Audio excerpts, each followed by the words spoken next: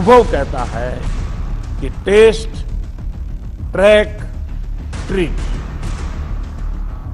Covid appropriate behaviour और Covid management, इन्हीं चीजों पर हमें बल देना है।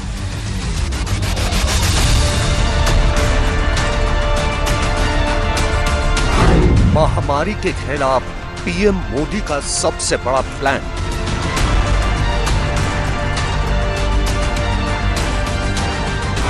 पीएम मोदी का वायरस पर ब्रेक लगाने वाला मंत्र।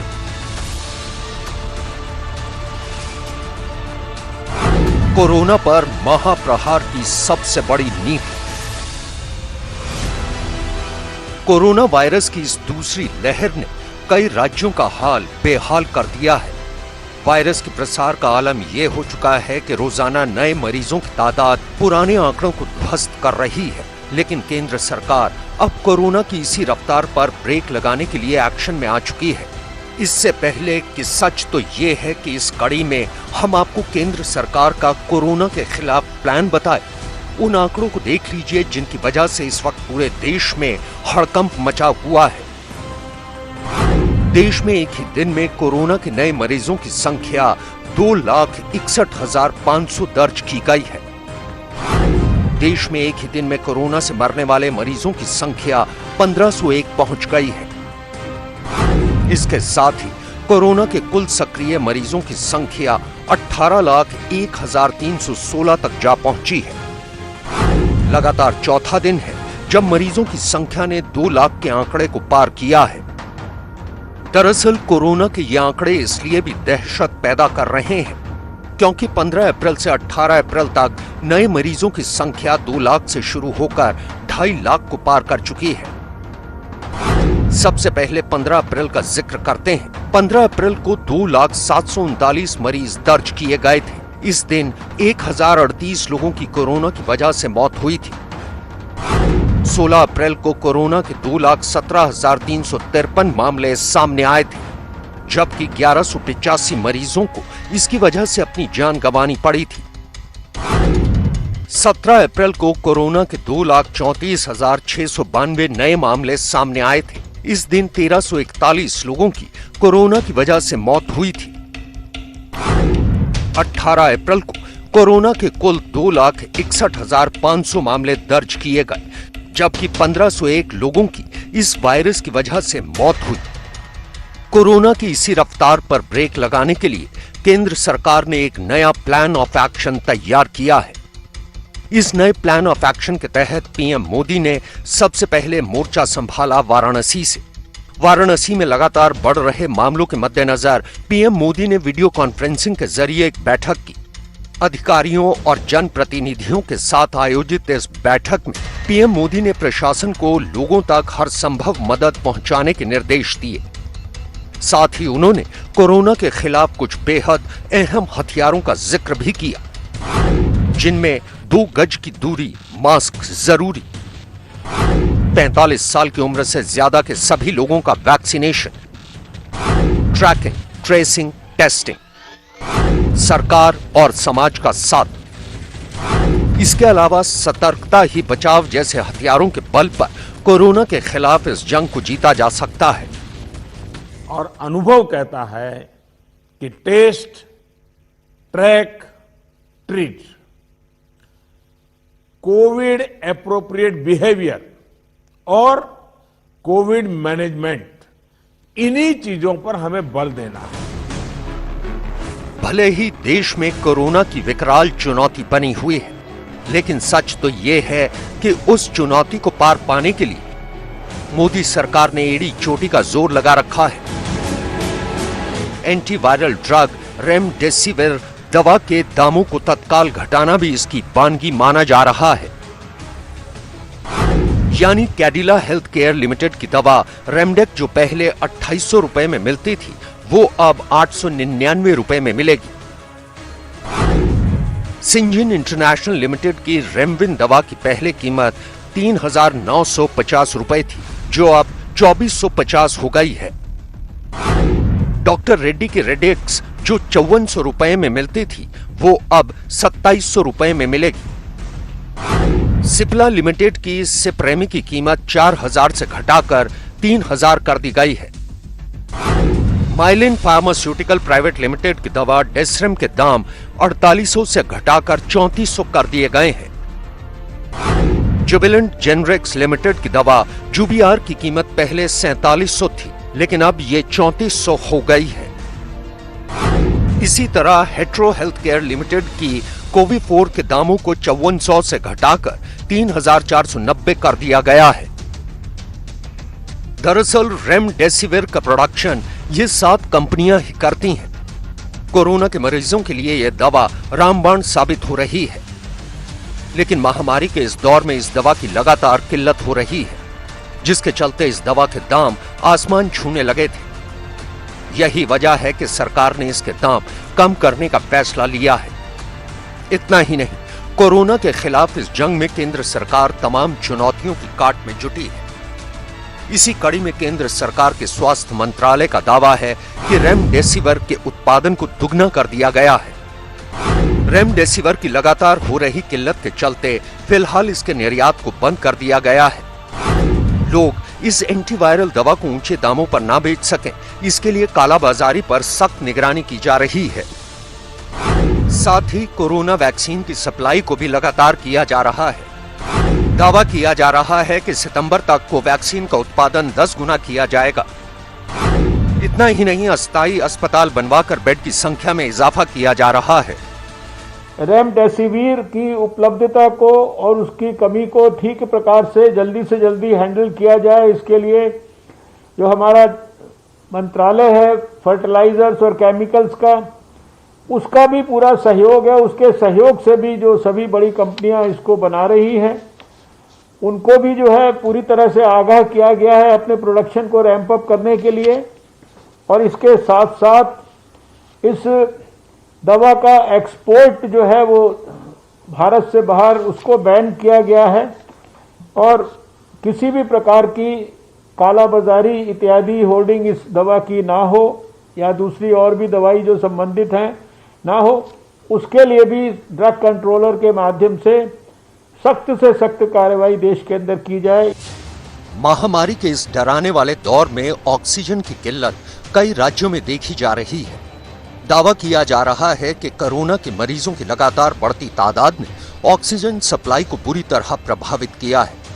ऑक्सीजन की इसी सप्लाई को बढ़ाने और उत्पादन में इजाफा करने के लिए केंद्रीय गृह सचिव अजय भल्ला ने राज्यों को चिट्ठी लिखी है, जिसमें लिखा है, बिना किसी रुकावट के ऑक्सीजन को पहुंचाया जाए, इंटरसिटी और इंटरस्टेट ऑक्सीजन पहुंचाई जाए, ऑक्सीजन ले जाने में ट्रांसपोर्टरों को दिक्कत ना हो, ड्राइवरों की ड्यूटी को शिफ्ट में लगाया जाए, ड्राइवरों को 24 घंटे टैंकर के साथ तैयार रखा जाए, सिलेंडर भरने वाले प्लांट को 24 घंटे काम करने की इजाजत दी जाए। ऑक्सीजन की कमी के बारे में भी जो रणनीति भारत सरकार ने बनाकर पहले भी बहुत कुछ किया था, सारे देश में अनेक अस्पतालों में ऑक्सीजन के जनरेशन के प्लांट्स हम लोग विकसित कर रहे हैं। 1 लाख और सिलेंडर्स हम लोग जो है खरीद रहे हैं। 1 लाख पिछले साल भी खरीद के जो है निःशुल्क सारे स्टेट्स को उपलब्ध कराए थे। और अभी 30 अप्रैल तक का पूरा शेड्यूल हम लोगों ने किस किस प्रकार से ऑक्सीजन किस किस स्थान पर किस किस मात्रा के अंदर उपलब्ध होगी स्टेट्स को, और ऑक्सीजन के एक स्टेट से दूसरे स्टेट में जाने की जो प्रक्रिया है उसमें किसी भी प्रकार की रुकावट नहीं होगी, अनहिंडर्ड वो सब कुछ होगा। उसके लिए होम मिनिस्ट्री ने भी जितने आवश्यक आदेश हैं वो जारी किए हैं। देश के अलग अलग हिस्सों से कोरोना की डराने वाली तस्वीरें सामने आ रही हैं, लेकिन सच तो ये है कि इन तस्वीरों की जिम्मेदारी लोगों की लापरवाही है, क्योंकि इसी लापरवाही की वजह से कोरोना को देश में दोबारा पांव पसारने का मौका मिला है।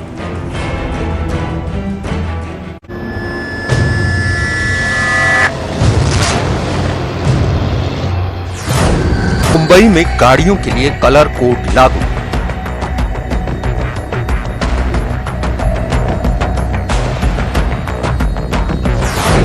पाबंदी के बीच लापरवाही दिखी।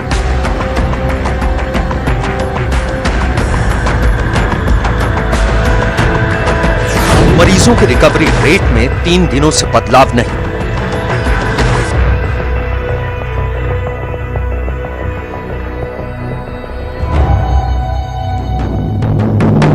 मुंबई की सड़कों पर आज पुलिस का बड़ा जमावड़ा दिखा। खुद पुलिस कमिश्नर अपनी टीम के साथ सड़कों पर उतरे और जरूरी सेवाओं से जुड़ी गाड़ियों पर स्टिकर चिपकाए। मुंबई पुलिस की यह मुहिम आज से ही लागू हुई है, जिसमें गाड़ियों के लिए अलग अलग कलर कोड तय किए गए हैं। असल में पुलिस के लिए बेवजह घर से बाहर निकलने वालों की पहचान करना चुनौती से कम नहीं है। सख्त चेकिंग के बावजूद लोगों की लापरवाही जारी है। ऐसे में मुंबई पुलिस के कलर कोड तय करके ऐसे लोगों की पहचान को आसान बना दिया। मुंबई पुलिस के लागू किए गए कलर कोड के मुताबिक लाल स्टिकर स्वास्थ्य सेवाओं से जुड़े लोगों की गाड़ियों के लिए, हरे स्टिकर फल सब्जी राशन पहुंचाने वाली गाड़ियों के लिए और पीला स्टिकर मीडिया, बीएमसी, पुलिस, सफाई कर्मियों की गाड़ियों के लिए तय किए गए हैं। थाने महानगर पालिका की गाड़ी है जो अत्यावश्यक सेवा में आती है, इसीलिए इस गाड़ी पर पीला स्टिकर यहाँ पर लगाया जा रहा है। खुद मुंबई पुलिस के जो कमिश्नर हैं वो यहाँ पर मौके पर पहुंचे हैं। मुलुंड चेक नाका पर हम खड़े हैं। इस कदम के बाद, इस नई मुहिम के बाद जो अत्यावश्यक सेवा में आने वाली गाड़ियां हैं केवल वही रास्ते पर दिखेंगी। अन्य कोई भी गाड़ी अगर रास्ते पर दिखती है तो उस पर कार्रवाई होगी। देख सकते हैं तस्वीरों में खुद मुंबई पुलिस के कमिश्नर मौके पर पहुंचे हैं। दावा किया गया कि इन स्टिकर लगी हुई गाड़ियों को नाकेबंदी के दौरान रोका नहीं जाएगा, लेकिन इस सुविधा का गलत इस्तेमाल ना हो इसके लिए भी इंतजाम किए गए हैं। स्टिकर का गलत फायदा उठाते हुए पकड़े जाने पर धोखाधड़ी का मामला दर्ज किया जाएगा।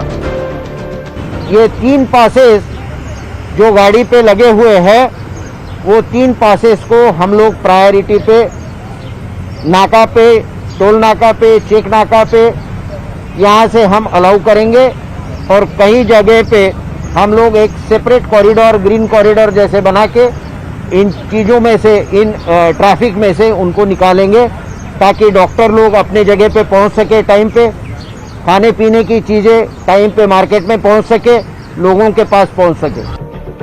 यही नहीं, मुंबई में कोरोना वायरस को फैलने से रोकने के लिए सार्वजनिक जगहों पर थूकने पर भी कार्रवाई करने का नियम बना दिया गया है। सार्वजनिक जगहों पर थूकते पाए जाने पर जुर्माना लगाया जाएगा, जबकि मुंबई पुलिस ने लोगों से अपील की है कि वो ऐसा करने वालों की शिकायत 100 नंबर पर दें। पुलिस की ऐसी सख्ती की वजह मुंबई और आसपास की जगहों पर लगातार सामने आ रही लापरवाही रही, जिसका सबूत दादर सब्जी मंडी में भी दिखा। सख्त पाबंदी के बावजूद लोग अपनी दुकानें खोलते दिखे, जिन्हें बाद में बीएमसी के कर्मचारियों ने पहुंचकर बंद करवाया। इस समय हम मौजूद हैं दादर की सब्जी मंडी में, जहां का नज़ारा आपको दिखाना चाहूँगा कि कई सारे लोगों की दुकान आज फिर एक बार खुली है। वीकेंड लॉकडाउन होने के बावजूद यहां पर दुकानें खुली हैं, जहां पर भारी संख्या में लोग आ रहे हैं, खरीदारी यहां पर हो रही है। न्यूज़ 18 इंडिया का कैमरा जैसे ही पहुंचा तो लोग अपने मुंह पर मास्क चढ़ाने का काम कर रहे हैं। उधर मुंबई के पास कल्याण में भी कर्फ्यू के बीच शादी के कार्यक्रम में खुलेआम कोरोना से बचाव के नियमों की धज्जियां उड़ाई गईं।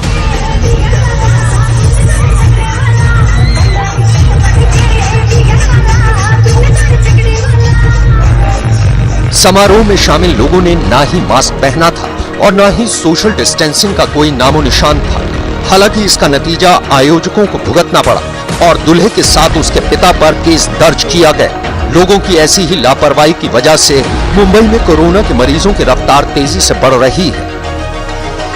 बीते 24 घंटे में अकेले मुंबई में ही 8,834 नए मरीज सामने आए और 52 लोगों की मौत हो गई। इसी के साथ मुंबई में इलाज करवा रहे मरीजों की संख्या 87,369 हो गई है, जबकि कोरोना से ठीक होने की दर 82% बनी हुई है, जिसमें पिछले 3 दिनों से कोई बदलाव नहीं आया है।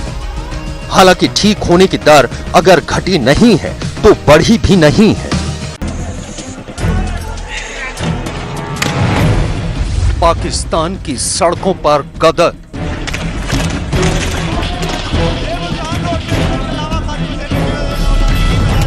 लाहौर में कट्टरपंथियों का तांडव।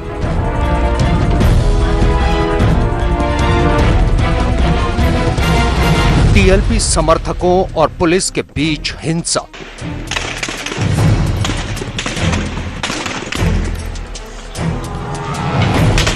पाकिस्तान में खूनी रमजान।